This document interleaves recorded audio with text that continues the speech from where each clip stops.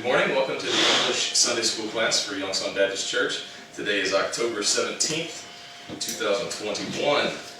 We will jump back into our lesson on biblical creationism. We are in lesson 4.5, still looking down at geology and evidence from geology.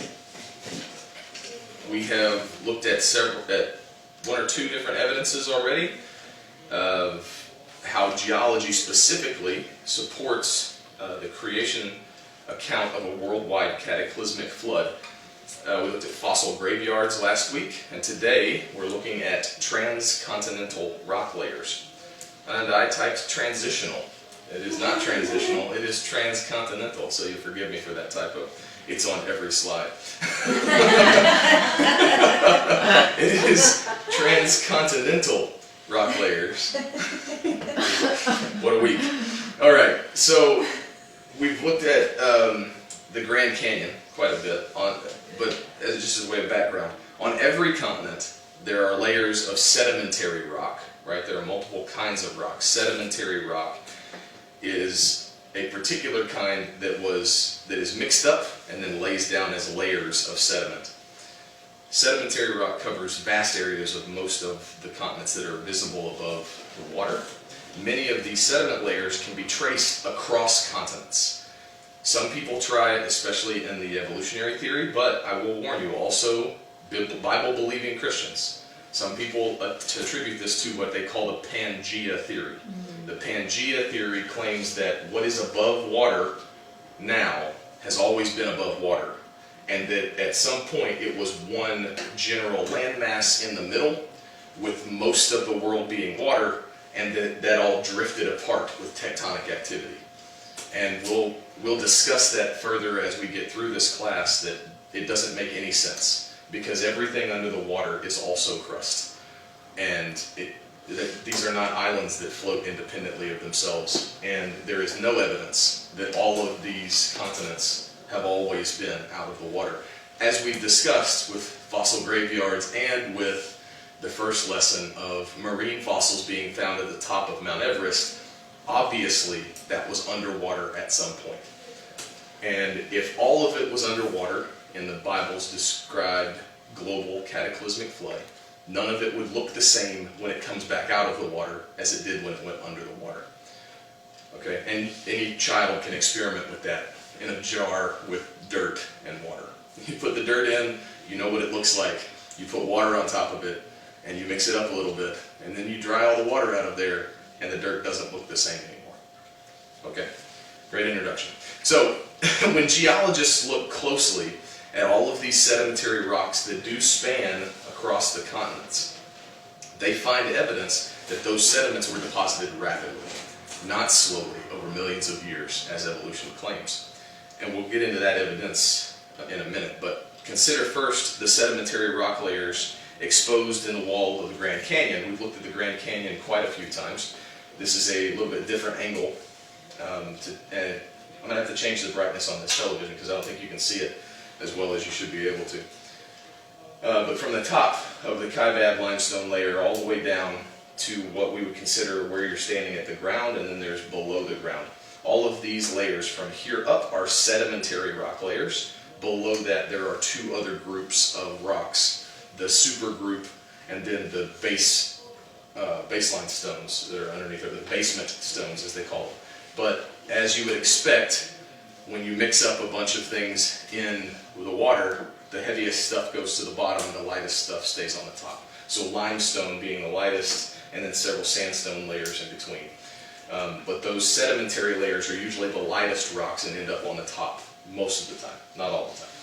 So in these walls, we have looked at the Grand Canyon a lot and will continue to, because it is one of the greatest examples of God's revelation through geology in the world. It provides us so much ready information that we can see without having to scan or dig or anything like that.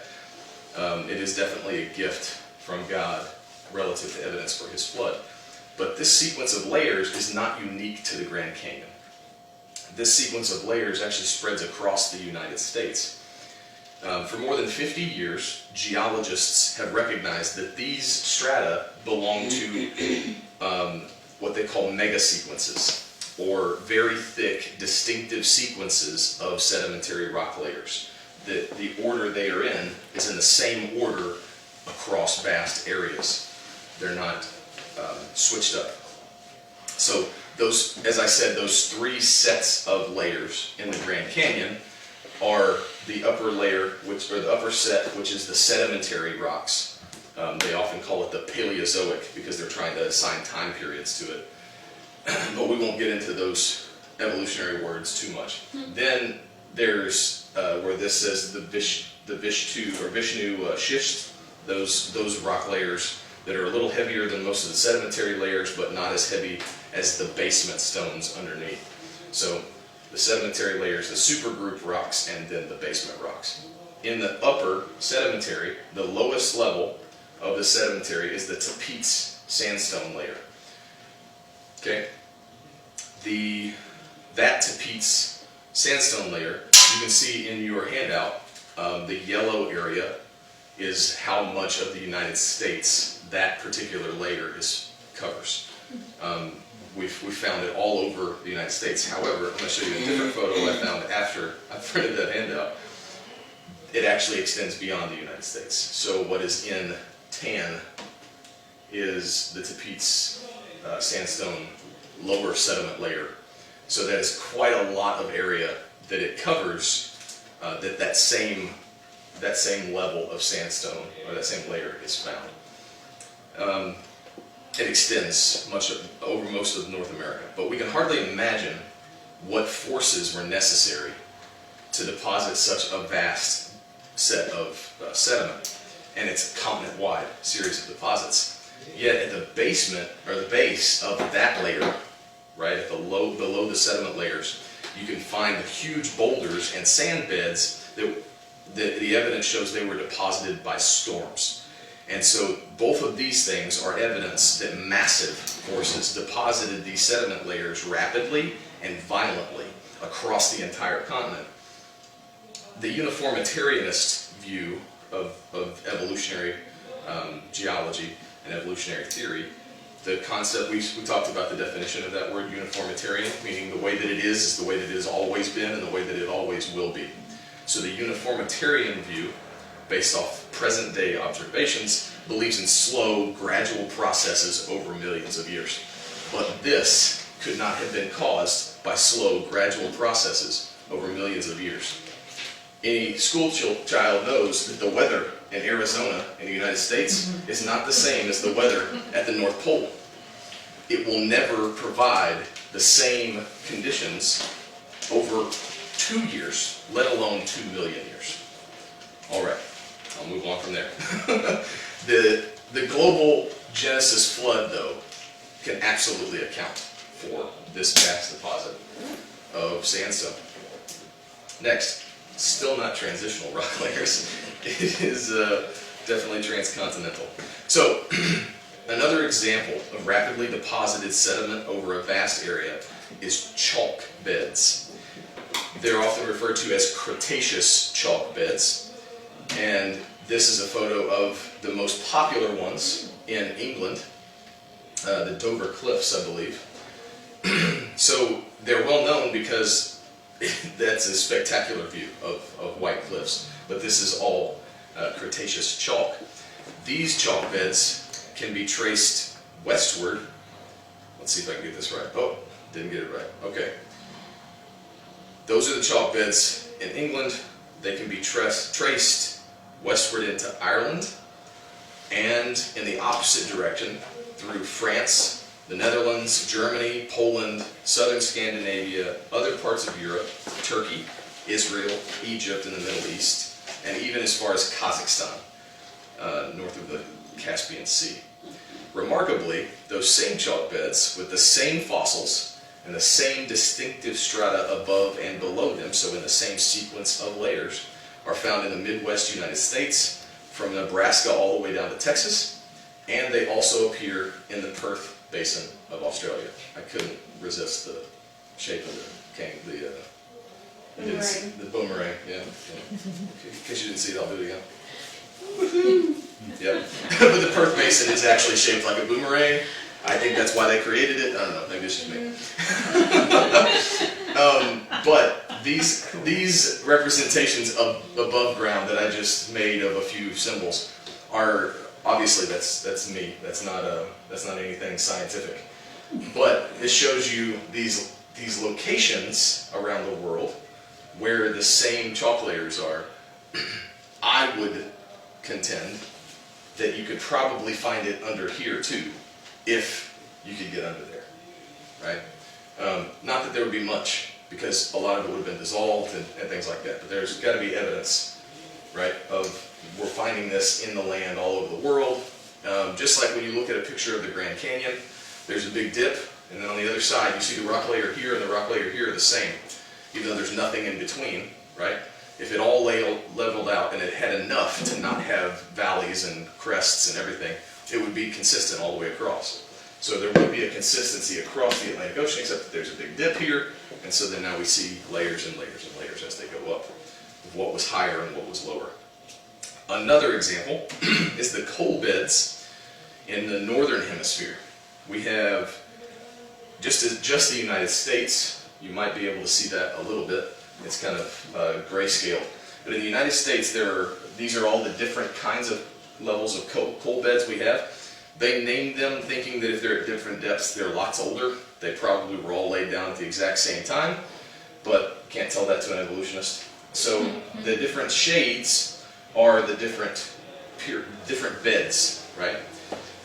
Here, the Pennsylvanian coal bed is, they label it as Pennsylvanian and Permian, but mostly this section here, here, and here, and up here. All of this is the same level spread across multiple areas. So that Pennsylvania coal bed stretches not just here, but from Texas, just going to do it, boom, from Texas all the way to the Donets Basin north of the Caspian Sea. That's quite a lot of area for this same coal bed with the same plants in it and the same kind of fossils around it, right? So that it is absolutely laid down at the same time. It didn't get laid down over millions of years difference. Another coal bed is the Permian coal beds, and they are found in the southern hemisphere from Australia, Antarctica, India, South Africa, and South America. And again, these are just representations of general areas, not everywhere you find a coal seam. Just a quicker image. But it's remarkable that, again, same plants studied in the same level with the same strata above and below it, the same fossils found near it. Obviously, across the globe, it was laid down at the same time. And finally, in order to make coal, you have to have a lot of organic material. All right, still transcontinental, but we're back to the photo of the Grand Canyon. Not the Tepete sandstone that we looked at, but another layer called the Coconino sandstone.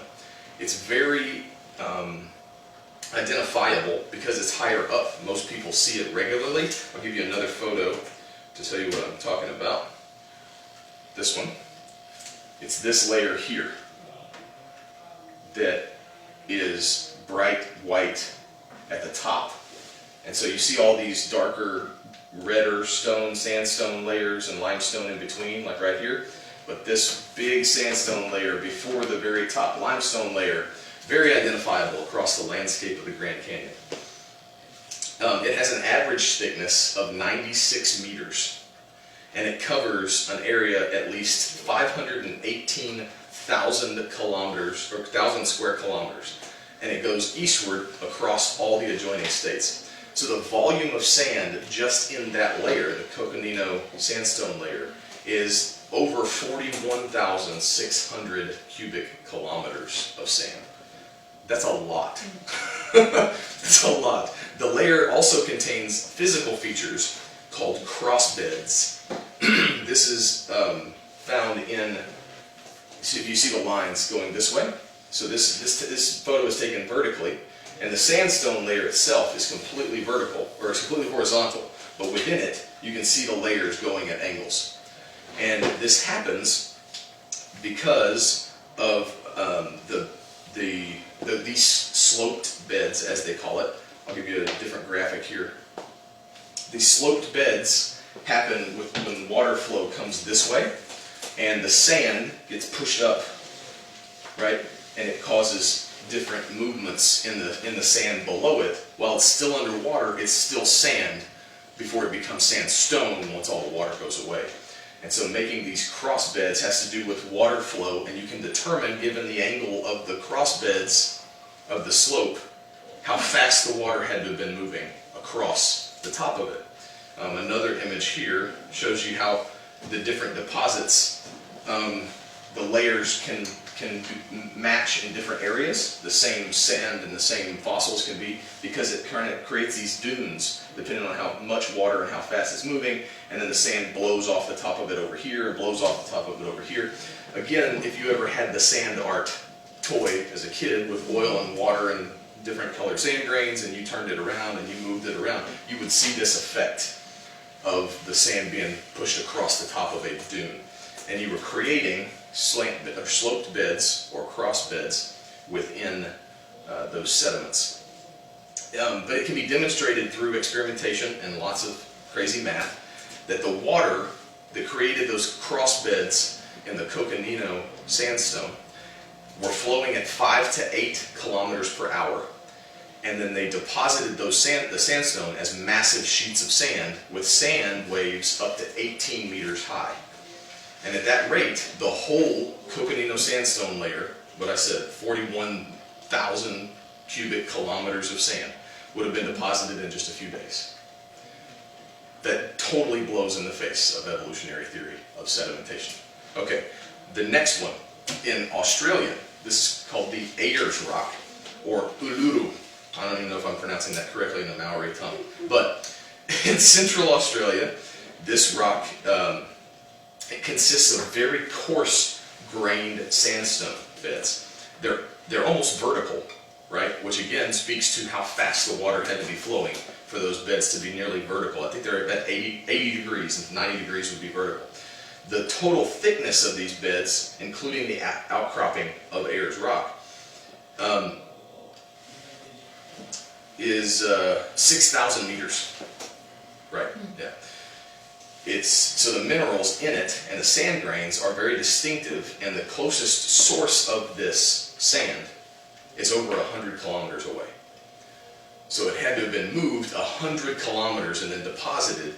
But on top of that, because if you look at these sand grains under a microscope, they appear jagged. They're not smooth. And they're of all different sizes.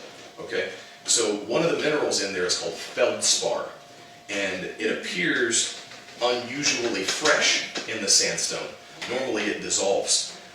The features imply rapid transport and deposition of all of this sand before the feldspar grains could disintegrate, which they normally do and we don't find them. Or the sand grains could be worn down on each other, right, and made to the same size of like pebbles and then sorted by size. If you give it enough time, water in a riverbed will make all the rocks generally the same smoothness, same size, deposit the heavier ones lower and the lighter ones higher, and they'll move the lighter ones farther away, right? A river just continues to flow like that. If the water stops, it allows more sedimentation, and if it's done fast and then goes away fast, then it doesn't have time to wear those rocks down. Same thing with the sand. So there was a soup-like slurry then of sediment. I know that's a lot of S's. These are called turbidity currents. The turbidity currents of the flood traveled at speeds up to 113 kilometers per hour. There was so much water that these currents were able to move 113 kilometers per hour, give or take. And they must have transported this 6,000 meter thick layer of sediment a distance of over 100 kilometers and then deposited it here where this Uluru sandstone bed is in just a matter of hours. If it took any more than a matter of hours, everything, the feldspar would have disintegrated, the other grains would have been worn down and eroded. And that totally defies the ideology of evolution. I hope you can see how that does. I mean, this is 100% a way to give you confidence in that the Genesis flood actually happened. And what our Bible says about what happened in those conditions is believable. It's reasonable, as God says. Come, now let us reason together, saith the Lord. He wants us to be reasonable. He's given us reason for a reason. And that reason is to support our belief. You have to have a belief that you support with reason. Because if you start with reason to find the belief, you never will. So sediment layers that spread all across vast continents are evidence that water covered those continents in the past. The most dramatic, I feel, evidence is that the fossil-bearing sediment layers were deposited rapidly across many or most of the continents all at the same time. The coal beds, the chalk beds, the fossil layers, same time all across the continents. To catastrophically deposit such extensive sediment layers reasonably implies a global flood of all of the continents, not a local flood of the Mesopotamian Valley. We've only seen a few of many examples of rapidly deposited sediment layers, transcontinental, not transitional, but all of this is further evidence that this cursed earth bears the scars of God's judgment. As Noah's flood catastrophically swept all over the continents to form a global ocean, as described in Genesis 7:8, we would expect the waters to deposit fossil-bearing sediment layers rapidly across vast areas around the globe, and that's exactly what we find. So further evidence that the global catastrophic, cataclysmic Genesis flood was an actual event, as God told us in His Word through His eyewitness account of Earth's history. We can believe God. We can believe Him in Genesis 1 through 11. We can believe Him in Romans chapter 6. We can believe Him in Revelation 22. We can believe God from beginning to end. Next week, we'll look at another evidence number 4 from geology, that goes hand in hand with the transcontinental, not transitional, rock layers. It's sand transported cross-country. Okay? So yeah, this is a great little desert swipe vibe there. I like that photo. But sand transported cross-country, I hope you come back for that one. Let's pray and then we'll get into the next service.